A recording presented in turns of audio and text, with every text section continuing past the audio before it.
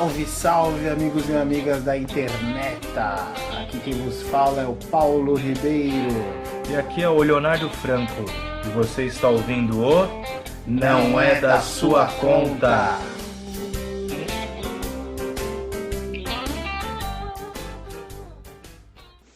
Olá, seja muito bem-vindo ao Não é da Sua Conta. É um podcast feito inteiramente num grupo de WhatsApp. Sendo assim, podemos chamar de Zapcast. Então, esse é o primeiro de muitos e eu espero que todos que puderem ouvir gostem, que pra gente vai ser algo muito gratificante. É nóis.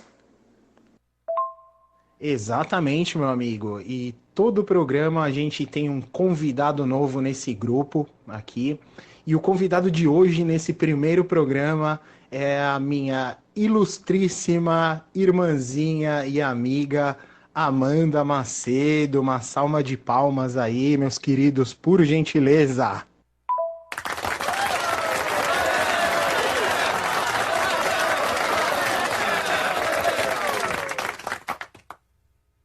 Boa noite, meninos. Boa noite a todos os ouvintes. Muito honrada por esse convite e muito feliz por estar no primeiro programa. Espero que seja um sucesso. Vamos embora. Ah, é uma honra demais ter você aqui com a gente, menininha. Valeu, muito obrigado por participar desse nosso primeiro programa, tá? Nesse formato tão diferente aí, que é o podcast feito inteiro no WhatsApp, né? E o que eu quero perguntar pra você, e aí, como é que tá a sua quarentena? Tá presa durante muito tempo já? Como é que tá aí? Poxa, eu que agradeço novamente.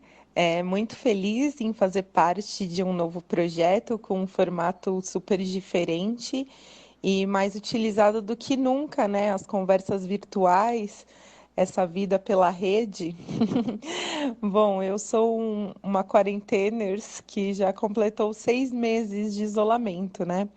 Com poucas saídas, mas enfim, né? Estamos tentando sobreviver aí economicamente, psicologicamente, né?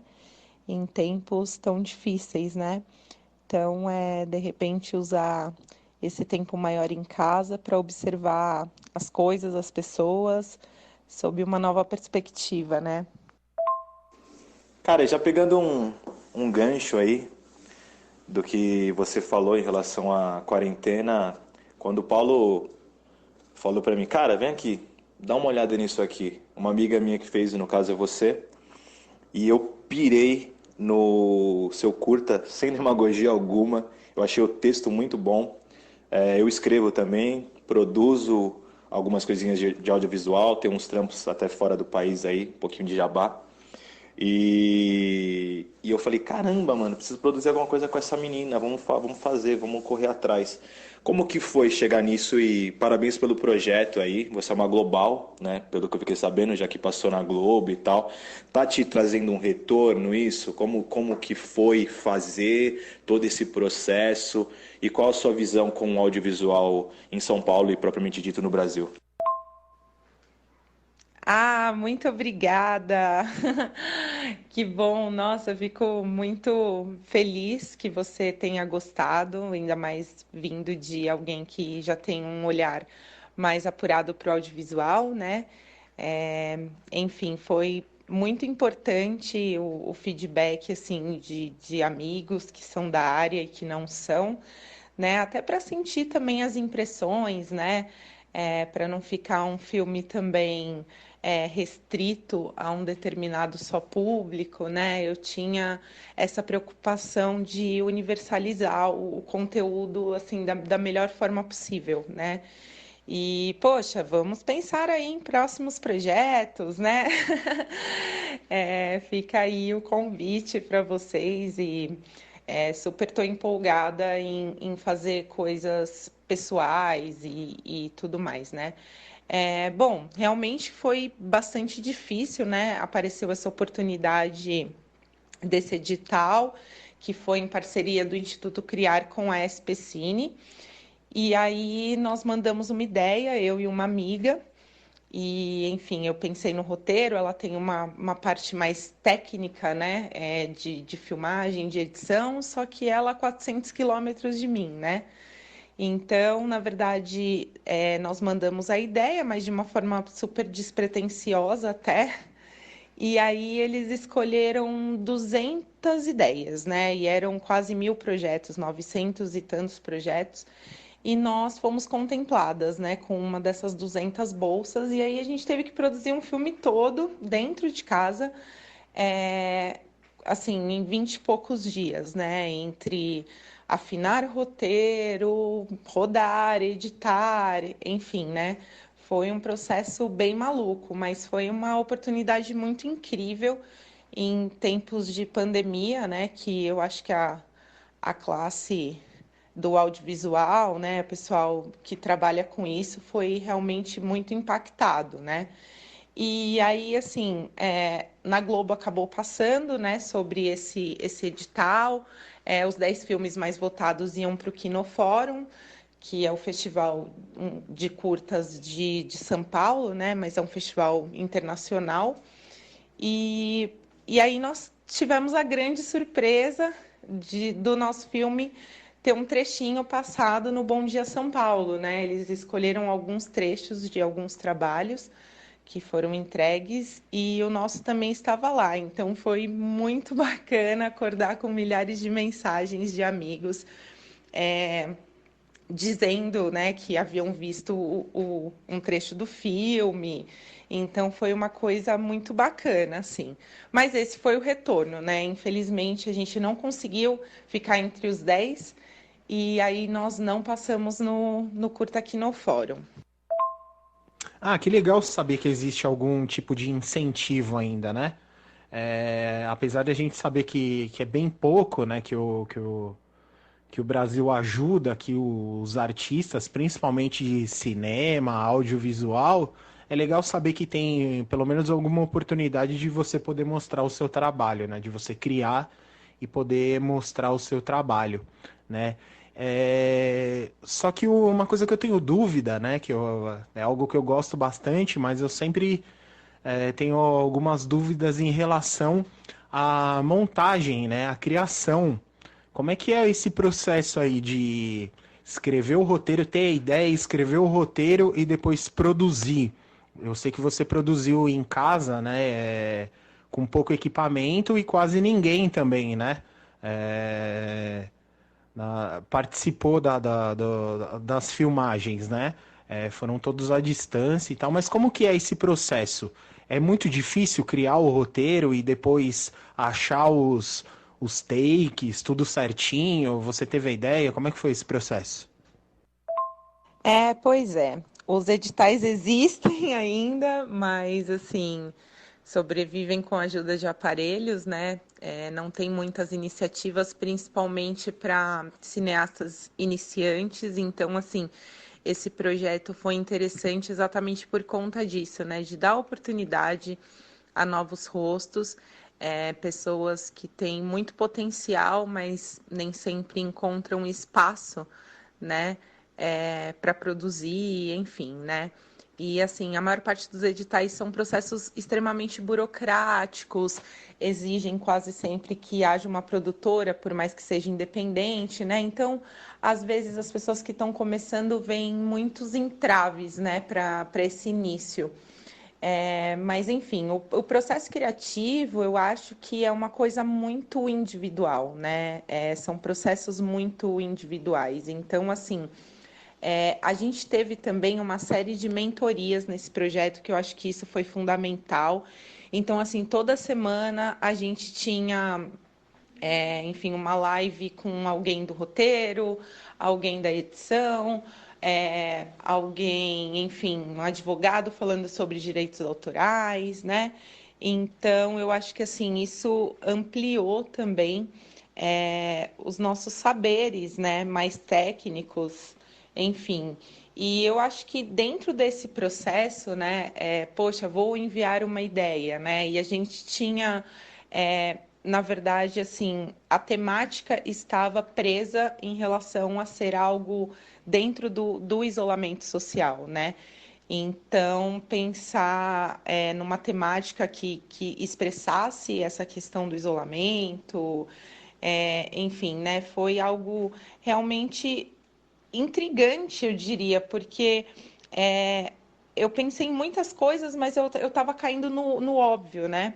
E em uma dessas lives que a gente teve, e foi com um roteirista, ele falou exatamente sobre esse processo, né? Que às vezes a gente bebe muito das fontes erradas, vamos dizer assim, né? Que quando a gente começa a fazer audiovisual, a gente acha que a gente vai achar referências muito em outras obras audiovisuais. E, na realidade, isso te deixa muito limitado, né, para ter novas ideias e tudo mais. E aí ele falou, não, façam um novo exercício, voltem ali o caminho, né, volte a beber das fontes das obras literárias, por exemplo, né, porque o papel é um suporte que aceita tudo, né? Então, assim, você pode escrever o que você quiser. Se você vai conseguir produzir, isso é uma outra questão, né? Mas, enfim, o livro te traz muito isso, né? Essa imaginação da cena mesmo. E o audiovisual não, ele já te entrega pronto, né? E aí, quando você vai ver, você está muito preso na sua própria obra a referências audiovisuais, né? E aí eu voltei para essa literatura, para beber dessas novas fontes. E uma coisa que me ajudou muitíssimo nesse processo foi música. Quando eu ficava ali paralisada no roteiro, eu colocava algum som que me transmutava para alguma outra época da minha vida. Eu ouvi muito MPB nesse processo, muito Elis Regina. Então, assim, toda essa coisa do corporal, né, do corpo como instrumento, não só da voz.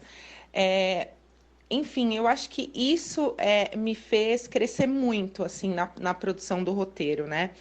E realmente, assim, eu produzi sozinha, essa minha amiga ficava na casa dela, né? Então, assim, em set mesmo eu estava sozinha, e aí eu ficava por vídeo com essa minha outra amiga, ela me dando alguns toques mais técnicos, né?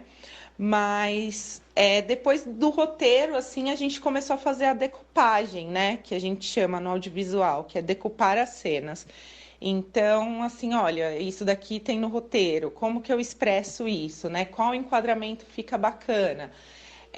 Eu consegui câmeras emprestadas de amigos e aí, assim, utilizamos só luz solar. A gente não tinha nenhum artifício de iluminação, então foi praticamente todo gravado durante o dia, né? A gente tem só poucas cenas à noite.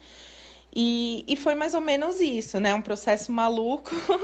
Teve um amigo também que eu pedi para ele fazer uma participação e ele é fotógrafo, então ele gravou o trecho dele na casa dele, depois ele mandou. E esse processo de edição também foi meio conjunto, né? Essa minha amiga fazendo a edição lá, a gente assistindo juntas, palpitando, pensando. Então foi mais ou menos isso, esse processo.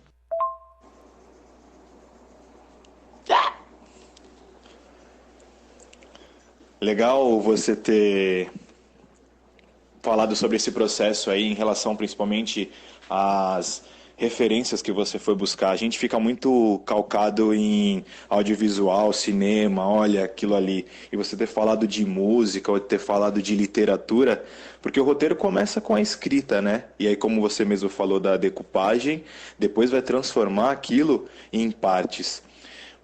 Puta de um trabalho, né? Eu não tinha nem noção de como ele poderia ter sido produzido. Deu mais trabalho do que eu achei, mesmo sendo um curta e sabendo das dificuldades, mas isso já me dá a margem de saber o quão difícil deve ser uma produção de audiovisual cinema brasileiro, que é tão escasso. Imagina para produzir um filme, a gente, infelizmente, no nosso país, a cultura não é levada a sério, e você falando sobre toda essa dificuldade, até de distância e tal, como você vê o cinema brasileiro e você consome cinema brasileiro? Qual que é a sua opinião? Tendo agora, como se fala, a possibilidade de falar com mais propriedade sobre isso, já que você é uma cineasta, é uma produtora de audiovisual. o golpe ninja do começo do áudio do frango foi o, o mais sensacional. É que ele tá fazendo podcast e lutando também no Japão medieval ao mesmo tempo.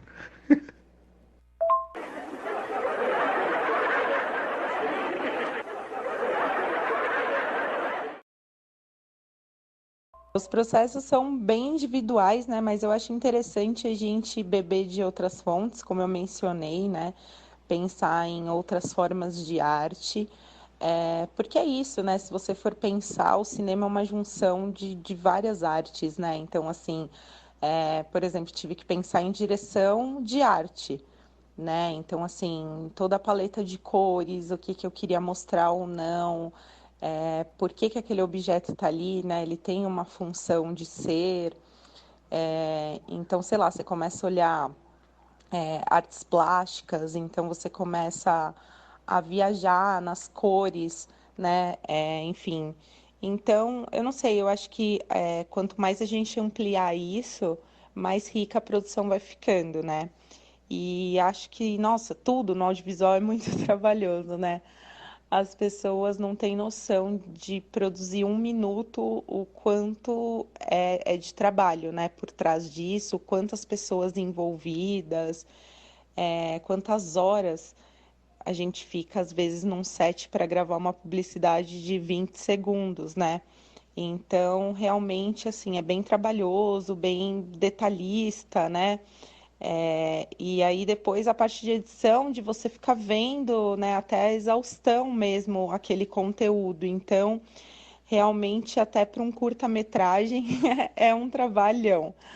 Mas falando de cinema nacional, eu adoro, eu sou uma super mega consumidora de cinema nacional. Eu acho muito importante a gente valorizar, né? Eu acho que assim nós somos referência em vários âmbitos, né? A gente faz cinema com muito pouco, né? Com muito pouca grana e a gente, sei lá, tá aí produzindo muita coisa de muitos gêneros distintos, né? A Netflix já está mostrando um interesse bem grande, né, em produções brasileiras. Hoje a gente vê que tem várias séries já, vários filmes. Então é bem importante, né, ver que até internacionalmente assim estamos sendo notados e São Paulo sendo super procurado para mega produções, né? Como a gente teve ano passado o filme do Keanu Reeves, toda essa parte assim sei lá, de sermos notados não só como locação, mas como mão de obra qualificada também, né? Enfim, isso em âmbitos técnicos e de dramaturgia também. Então, eu acho muito importante, né, que a gente apareça mesmo nesse mapa. E é impressionante como várias obras aqui no Brasil passam desapercebidas e são ovacionadas fora daqui, né? Realmente a gente não dá muito valor, né? Ao que a gente faz, né? A gente nunca acha que é o bastante, mas eu acho incrível e, assim, eu sou uma maior defensora do cinema nacional. Tive a oportunidade ano passado de fazer 3 longas-metragens, né? De participar, de produzir, enfim, de estar em contato realmente com essa força de trabalho, né? Que faz o cinema acontecer. Enfim, e eu acho isso muito, muito importante. Ah, eu concordo plenamente também, porque você sabe, né? Eu sou bastante consumidor de cinema nacional também. Eu adoro cinema de gênero, né? E eu acho que o cinema de gênero no país tá cada vez melhor, assim. Então, o pessoal tá se superando cada vez mais, né? Fazendo cinema aqui com pouca grana, com quase nenhum recurso, né? Sem efeito especial e esse tipo de coisa, e mesmo assim consegue fazer obras notáveis aqui, né? A única coisa que é o ruim é que nem você falou, né? Às vezes as obras aqui são mais ovacionadas, né? São melhores recebidas em outros países do que aqui mesmo, né? Às vezes as obras, a grande maioria que passa desapercebida, ninguém sabe nem que saiu, né?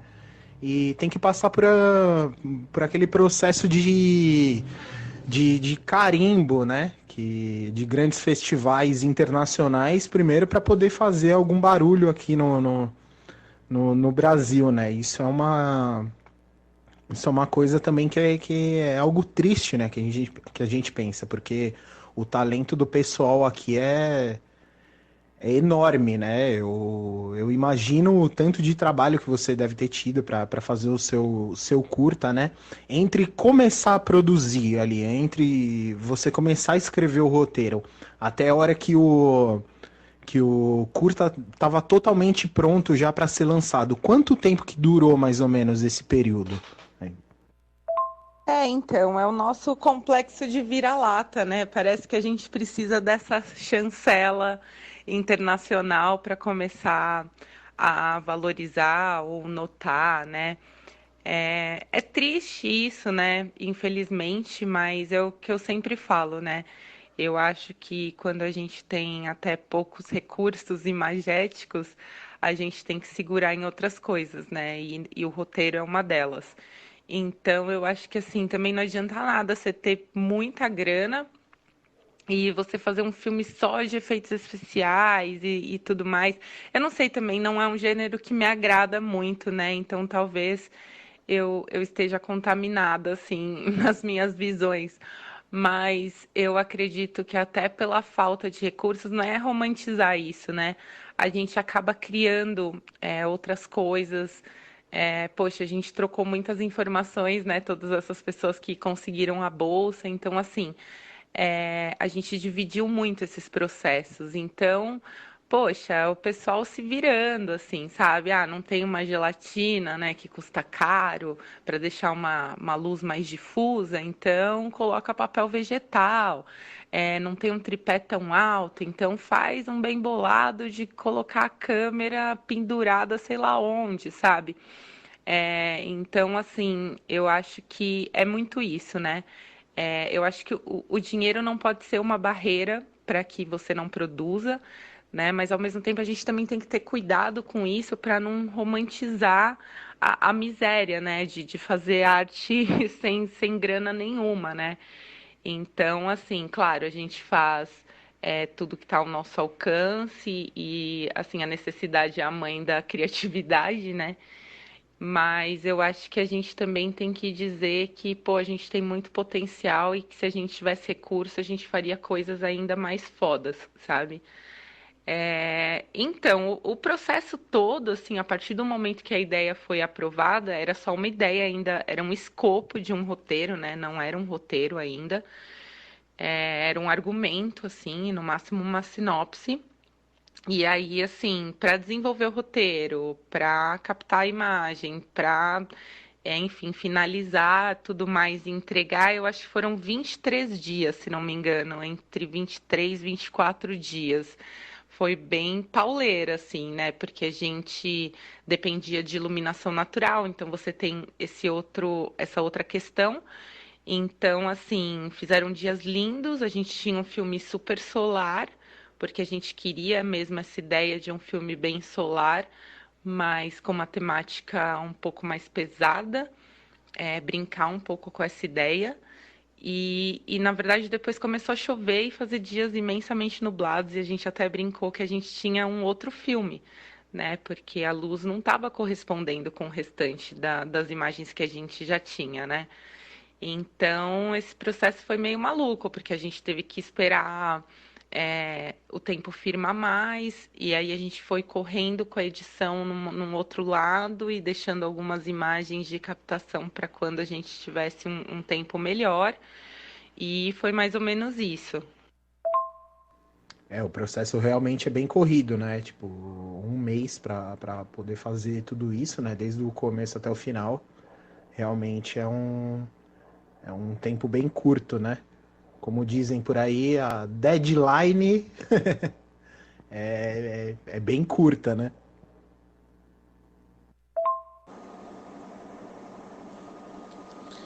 Pô, legal saber desse processo.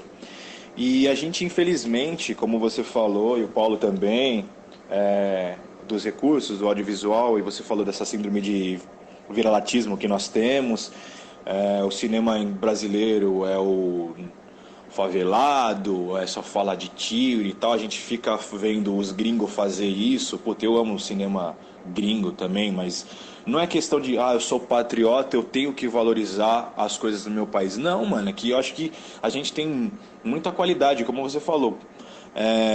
A questão da dificuldade vai fazer com que a gente faz muita coisa foda e sem dinheiro. Então, eu acredito muito na questão da ideia. Se você tem uma ideia boa, você consegue desenvolver sem o capital. Imagina com ele. Eu acredito muito na ideia do it yourself. Então, essa possibilidade que a gente tem aqui de usar até as ferramentas e a tecnologia como WhatsApp, rede social, YouTube, das pessoas conseguirem produzir, né, e ter acesso à informação, eu acredito muito nessa questão da vontade. Você mesmo produziu um curta aí em um mês, full time, correria, e cinema de guerrilha, como você falou. Mas a gente tem que começar a ver de outra forma, sabe? Não é ficar só pagando pau ou precisar ter saído em Sundance para conseguir ver um filme. Então, eu acredito que, como você falou, a gente tendo mais recurso, o nosso cinema, todas as produções audiovisuais, elas serão melhores. E você acredita que com as redes sociais e a tecnologia, obviamente que facilita, mas o quão facilita? O cinema ainda, o audiovisual ainda é muito elitista? Como que você enxerga isso? Pois é, a gente brincava que o filme todo era na deadline, porque tudo foi muito rápido, né? E ainda tinha que acompanhar as mentorias e tudo mais, então foi insano. Não, exatamente, é o que você acabou de dizer, né? Não tem nada a ver com ideias ufanistas, nacionalistas, longe disso, né? Eu acho que tem a ver com uma valorização de um olhar mesmo, né? De que, assim, a gente não consegue separar totalmente, né? O que a gente produz do que a gente é, né? Então, por mais que a gente escreva uma história totalmente distópica, em algum fragmento, em alguma coisa, se puxa uma linha para quem está escrevendo, para quem está dirigindo, né? Então, eu acho que é isso, né? Não é só por fazer parte de um quadro de trabalho, né? Por trabalhar no cinema, enfim, na publicidade, e falar, não, vamos olhar para isso, né? Ter uma coisa assim, uma pessoalidade de defesa, né? Eu acho que é olhar para nós e falar, poxa, cara, é parte da nossa identidade, né? Enfim, eu acho incrível você ver um filme nacional e você ver locações que você conhece, ficar brincando com isso. Ah, isso foi filmado em tal lugar, isso foi feito dessa forma. Enfim, né? Eu acho incrível a gente se ver no cinema, né? De certa forma. E eu acho que assim as tecnologias vêm ajudando muito, porque hoje você vê filmes incríveis produzidos em celular, pessoas lançando canais no YouTube. Eu acho que isso é um início, sim, de uma democratização, né? Principalmente dessa construção de conteúdo, porque até então a gente é parte disso, mas apenas como espectador, né? E as pessoas começam a não serem protagonistas, né, das suas próprias histórias, enfim. E essa coisa de tudo ser filmado, de qualquer coisa acontecer, as pessoas sacarem um celular e tal, de ser até meio Black Mirror, né? Nessa questão que a gente vive muito mais nesse outro universo da tela mesmo, né? E eu acho que isso é importante, porque não significa que você precisa ter uma câmera de 5.000 para produzir um filme bacana, né? Inclusive, para quem ainda não viu, eu deixo uma super dica Netflix, que é o Feito em Casa, que são 17 curtas-metragens de diretores do mundo todo, todos produzidos em casa. E eu achei incrível, porque são pessoas que estão acostumadas a usarem uma infinidade de recursos e de repente se veem num momento em que, assim, os atores têm que ser sua própria família, né? O seu set, a sala, a cozinha de casa. Então, é bem desafiador, né, para essas pessoas que estão acostumadas com grandes equipes, enfim. Então, eu acho muito legal isso. Eu acho que traz muito essa ideia de que é possível mesmo, né? Você pode ter uma ideia e você pode produzir. É bem isso mesmo, exatamente. Aproveitando que você deu essa dica Netflix aqui, eu também vou passar uma outra dica também, que é o Unsane, também, que é um filme que está disponível na Netflix. E ele foi inteiramente gravado com um celular iPhone 7 Plus, né? Foi feito pelo Steven Soderbergh também, que também é um puta diretor aí e tal, né? Também tá acostumado com milhões de dólares, produzir filmes com milhões de dólares. E ele fez um longa-metragem inteiro com celular, né? Para provar que também é possível, né? Você é só ter um pouco de conhecimento e dedicação e vontade de produzir mesmo que você consegue, né? Só ter essa força de vontade, força de trabalho também, que dá para criar coisas bem legais também, né? E você falando também sobre isso, sobre cada produção ter ali uma partezinha ou de quem produziu, ou de quem escreveu, ou de quem dirigiu também. Tem uma coisa que eu queria já te perguntar já faz tempo, não é nem agora do podcast, mas eu já queria fazer essa pergunta para você faz tempo. Você é uma pessoa que veio que é formada em história, né? Você chegou a dar aula, tudo, e você acabou aí migrando pro audiovisual. Eu lembro que você ainda fez um trabalho relacionado ao futebol também, né? Onde você viajou bastante para conhecer histórias do futebol. E eu queria perguntar se foi daí que você começou a migrar para essa parte de audiovisual. Como foi essa transição para você, de você trabalhar com uma coisa que você gostava bastante e de repente você migrar para outra que praticamente não tem a ver, né? Exceto pelas histórias contadas, né? A produção é totalmente diferente ali, né? O esquema de trabalho é totalmente diferente. Como é que foi essa mudança? O que que fez você mudar para o audiovisual e ter essas ideias aí? Opa, já dica anotada, assistirei hoje então, para depois discutirmos sobre esse filme. Eu acho o máximo essas iniciativas. É, bom, foi um processo totalmente inimaginável, né? Vou tentar resumir assim, porque é uma história meio longa, mas eu sou historiadora, trabalhava na USP nessa época, no laboratório de pesquisa, mas eu estudava Segunda Guerra, não tinha nada a ver. E aí eu conheci um laboratório, um outro laboratório lá dentro da USP chamado Ludens, que estuda futebol e outras modalidades lúdicas, né? E aí eu fui fazer aulas lá na pós, tipo, como aluna especial, e acabei me embrenhando nesse laboratório, de tal forma que, assim, eu participei de vários projetos deles e um dos quais foi o Brasil na Arquibancada, que foi esse que você mencionou, que a gente viajava para vários estados acompanhando a Série B e a Série C, isso foi em 2012 isso. Nós acompanhamos a Série B e a Série C do Campeonato Brasileiro e cada grupo viajava para um estado, né? Então, acompanhei o Goiás, acompanhei o Avaí, acompanhei o Santa Cruz, foram vários times, né? Só que aí eu estudava as torcidas, os torcedores, os cânticos, enfim, né? Era um olhar totalmente voltado para arquibancada, né? O projeto se chamava Brasil na Arquibancada.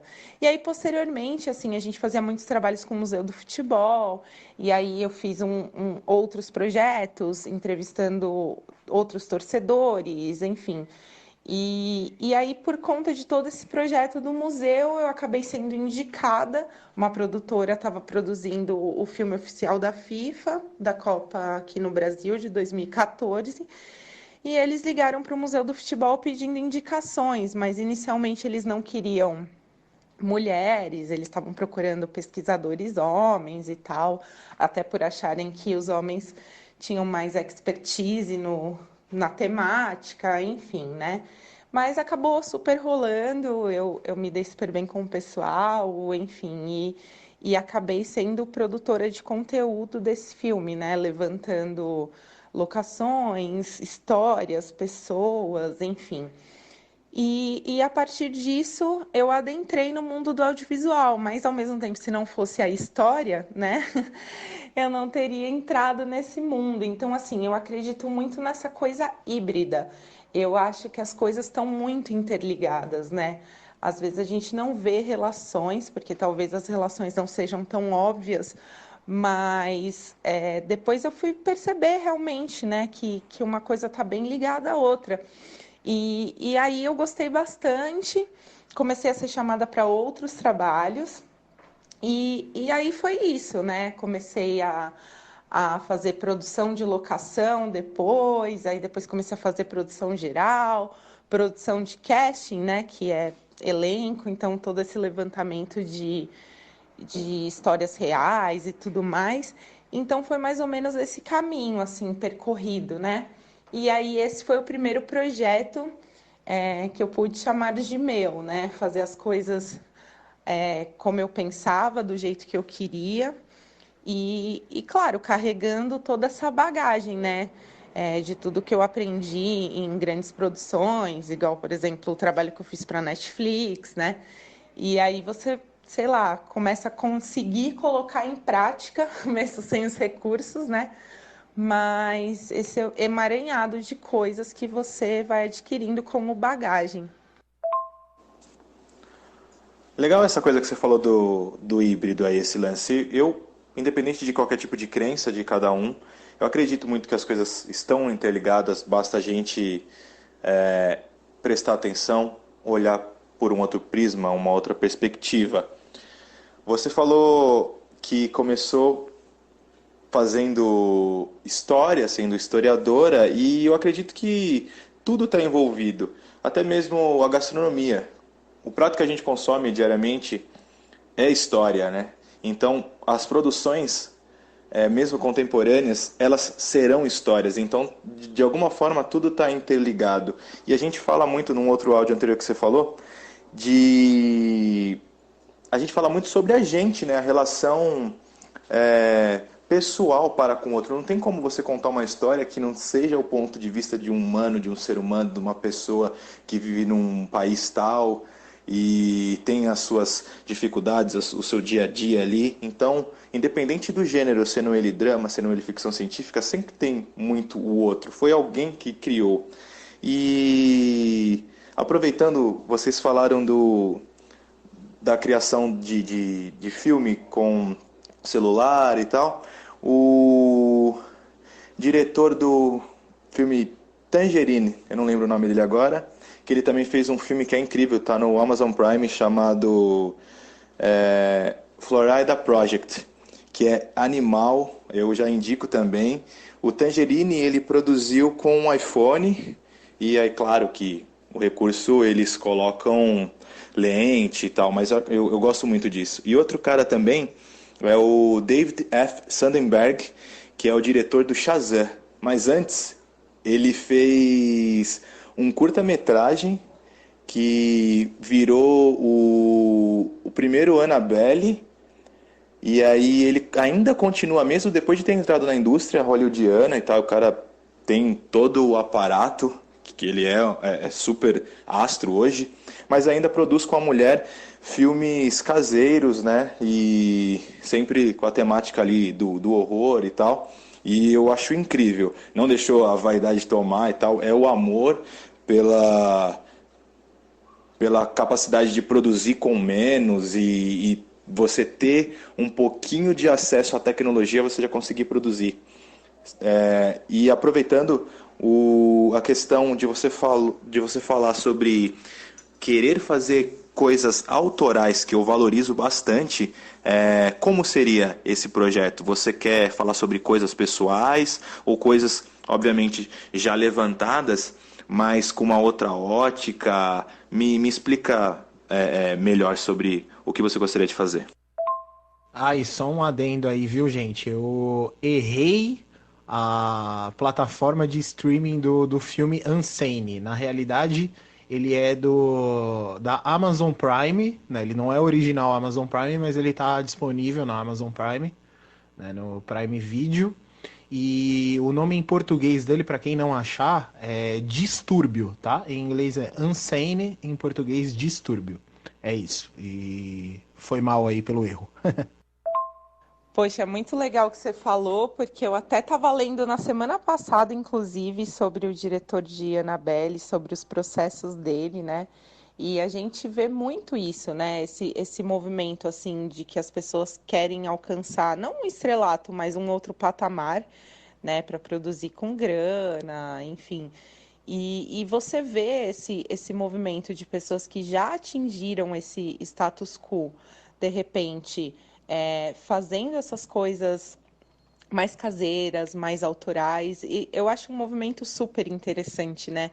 Porque além de você não esquecer suas raízes, de quando você começou a produzir, né, o quão era difícil e as limitações desse processo, eu acho que entra muito numa questão de que, assim, quando você faz uma macro produção, até por essa coisa híbrida mesmo, né, que você tem que ter essa fusão de todas essas pessoas, dessas equipes, né? Então, assim, a direção de arte vai trabalhar junto com a direção de fotografia, que trabalha junto com o som direto, que tem que ter a ver com a trilha, né? Então, não sei, pode até soar narcisista isso que eu vou dizer, mas talvez projetos tão grandes, eles percam um pouco a pessoalidade, né?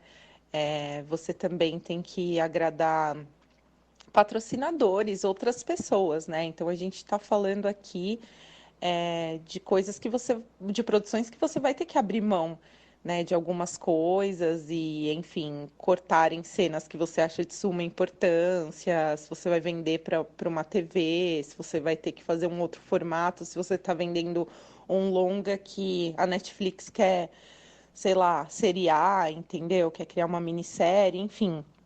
Então, acho que quando você está também em produções menores, você consegue trazer mais essa sua cara, né? Esse seu jeito de produzir, apesar da falta de recursos, né? Então, eu acredito que seja mais ou menos isso, assim, né? Que as pessoas acabam sempre querendo atingir outros patamares, mas acabam esquecendo meio que da onde vieram, às vezes, né? E sobre essa questão de projetos autorais, não são projetos biográficos, mas eu acho que é trazer um pouco essa visão mesmo, né, de mundo, essa bagagem, esse contato com outras pessoas. Eu acho que, assim, mesmo quando você faz um doc, né, que você está entrevistando pessoas e tudo mais, você não tem muito um roteiro, mas, ao mesmo tempo, você tem um direcionamento, né?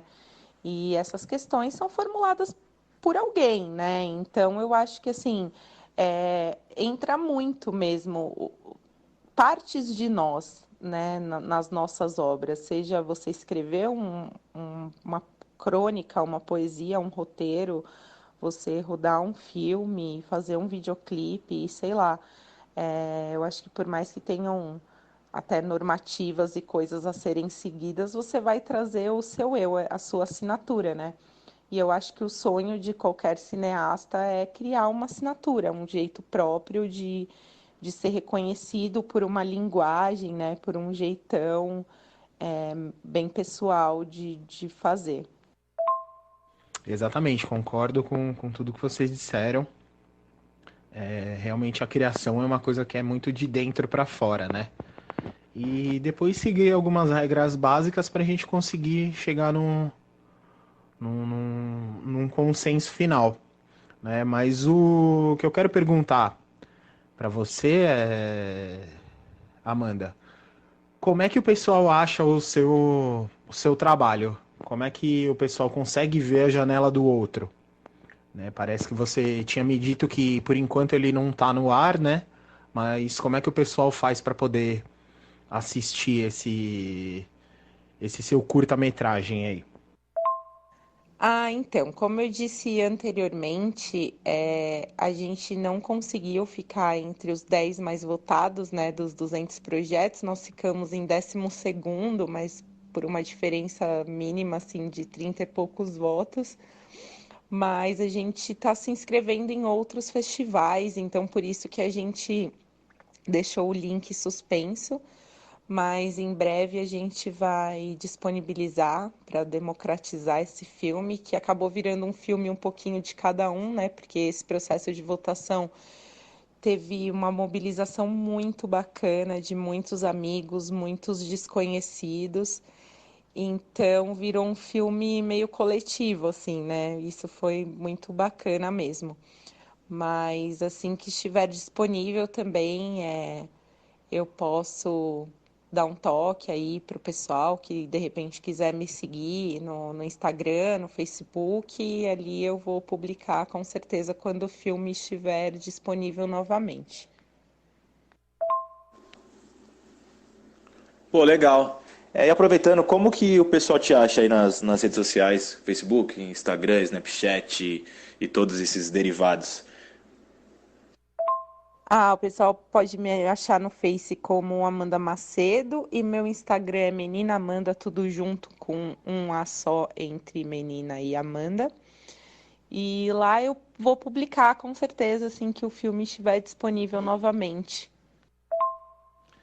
Ah, que bacana, meu. Que legal. Quando estiver disponível de novo, então, o pessoal será avisado nas redes sociais.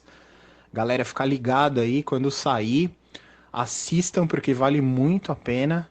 É um curta que, além de lindo, de ter ficado um excelente trabalho, também é sobre um assunto mais que necessário, faz a gente refletir sobre essa nova fase que a gente está vivendo aí. E já quero agradecer demais a presença aqui no nosso grupo da Amanda Macedo. Valeu, menininha. Obrigado por participar aí do nosso primeiro programa. Valeu por fazer acontecer junto com a gente. É o primeiro de muitos. A gente se divertiu bastante. O papo foi bem legal. E esperamos aqui você de novo nesse grupo, né? Qualquer dia a gente te adiciona de novo para a gente poder conversar, beleza? Ah, eu que super agradeço, foi incrível. Muito obrigada pelo espaço, por toda a força e incentivo no processo. Não sei nem como agradecer mesmo, de verdade. Tá tudo muito intenso, né? Então, assim, a gente tá distante fisicamente das pessoas, mas eu acho que a gente tá mais perto, às vezes, do que a gente imagina, né? Mesmo nesses tempos tão estranhos. É, eu não sei, ando falando muito com as pessoas queridas, então a gente se sente mais próximo dessa maneira, né? Que é o que dá no momento. Mas muito obrigada pelo espaço, de verdade, de coração. Desejo aí muita sorte para vocês nesse novo projeto. E estou super à disposição aí para a gente bater papo sobre várias outras coisas. E foi muito, muito legal. Foi uma experiência muito bacana. Agradeço muito a troca. Foi incrível. Um beijão. Pô, eu que agradeço mais uma vez aí. É uma honra de verdade saber que a gente tem uma pessoa assim como você, talentosíssima, engajada e saber que está produzindo, que pensa fora da caixa, sabe? E é legal demais ter essa oportunidade dessa troca, até nesses tempos tão difíceis, mas eu acredito que nesses momentos que os verdadeiros se mostram e tal, e puta prazer, assim, você ter participado do primeiro já tão chique, várias produções, foi tão pé na porta. E muito obrigado de verdade aí. Falar sobre outros assuntos e falar sobre arte e cinema, para mim, eu não consigo nem mensurar o quanto eu ficaria horas a fio falando disso. E pedindo aí pro pessoal que estiver ouvindo e aqueles que poderão ouvir, ouça aí e tal. Vamos ajudar as pessoas que trabalham com arte e que têm uma ideia, mesmo que for para criticar. Tamo junto, muitíssimo obrigado, é nóis. É isso aí, galera. Muito obrigado você que ficou até o final. Não esquece de curtir e compartilhar com os amigos. Esse episódio já vai estar disponível nas melhores plataformas de áudio: Deezer, Spotify, Apple Podcast, Google Podcast, SoundCloud e também no YouTube, para você que gosta de assistir uns videozinhos de vez em quando. Não esquece de seguir a gente nas redes sociais, @nãoedaSuaConta.br e no Facebook Não É Da Sua Conta. Só procurar lá que você vai achar a nossa página, tá? Aproveita, curte e deixa um comentário lá para falar o que achou do podcast. Beleza? Valeu, gente. Até o próximo episódio e tchau.